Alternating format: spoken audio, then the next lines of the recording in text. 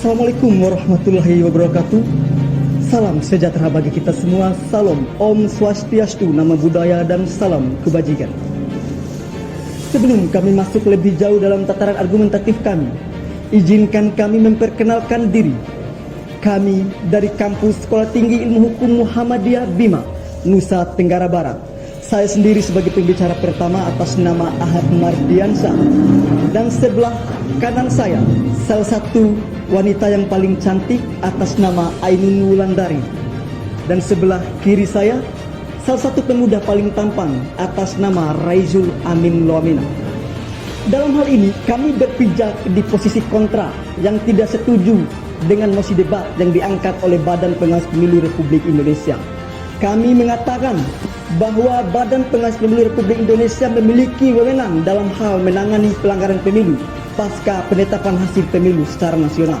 Pemilu merupakan implementasi dari sistem demokrasi dan terdapat dalam Undang-Undang Dasar Negara Republik Indonesia tahun 1945, yaitu yang bertepatan pada pasal 1 ayat 2. Kedaulatan berada di tangan rakyat dan dilaksanakan berdasarkan Undang-Undang Dasar. Dan terdapat pula dalam pasal 18 ayat 3 dan ayat 4, kemudian juga terdapat dalam pasal 22E yang berkaitan dengan pemilu. Bawaslu sebagai lembaga pengawas pemilu yang dalam hal ini dilegitimasi oleh Undang-Undang Nomor 7 Tahun 2017, bahwa sejatinya Bawaslu merupakan representasi dari rakyat yang tugasnya mengawasi pemilu ataupun pemilihan umum. Kemudian selanjutnya akan dilanjutkan oleh rekan saya. Bawaslu merupakan bagian dari penyelenggara pemilu sekaligus sebagai lembaga check and balance terhadap kewenangan KPU. Bawaslu seharusnya diberikan kewenangan dalam menangani pelanggaran pasca penetapan hasil rekapitulasi suara secara nasional oleh KPU. Dalam Undang-Undang Nomor 7 Tahun 2017 tentang Pemilu pada pasal 93 huruf B angka 1 dan angka 2, Bawaslu bertugas, berwenang dan berkewajiban untuk melakukan penindakan dan pencegahan terhadap pelanggaran pemilu dan sengketa proses pemilu. Pasal ini menjadi dasar keharusan adanya kewenangan Bawaslu dalam setiap proses tahapan pemilu, mulai dari tahapan persiapan sampai pada tahap pelaksanaan pemilu. Namun sayangnya dalam realitasnya dalam pasal 93 huruf D angka 1 sampai angka 11 membatasi kewenangan Bawaslu hanya sampai pada penetapan hasil pemilu. Pembatasan kewenangan ini menyebabkan adanya suatu ruang kosong terhadap kewenangan Bawaslu. Oleh karenanya Bawaslu harus diberikan kewenangan sampai kepada proses pelantikan pasangan calon terpilih yang merupakan batas akhir dari pelaksanaan pemilu.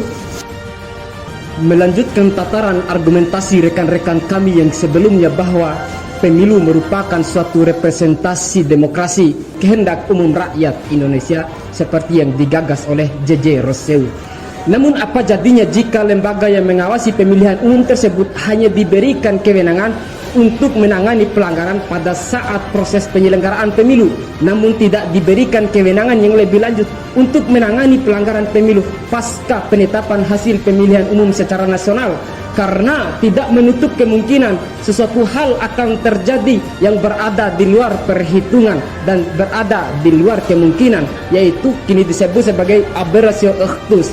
Persoalan-persoalan tersebut kemungkinan terjadinya pelanggaran yang berada di luar perkiraan-perkiraan yang terjadi. Dalam hal di sini Bawaslu demi keadilan, kepastian dan kemanfaatan hukum serta cita-cita masyarakat yang menginginkan terpilihnya suatu pemimpin yang memiliki sifat jujur, adil serta bijaksana, Bawaslu harus diberikan kewenangan penuh untuk menyelesaikan persoalan-persoalan tersebut. Karena idealnya Bawaslu haruslah diberikan kewenangan untuk menangani pelanggaran baik itu pada tahap proses pemilihan umum maupun pasca penetapan hasil pemilihan umum secara nasional dan bahkan sampai pada pelantikan calon terpilih.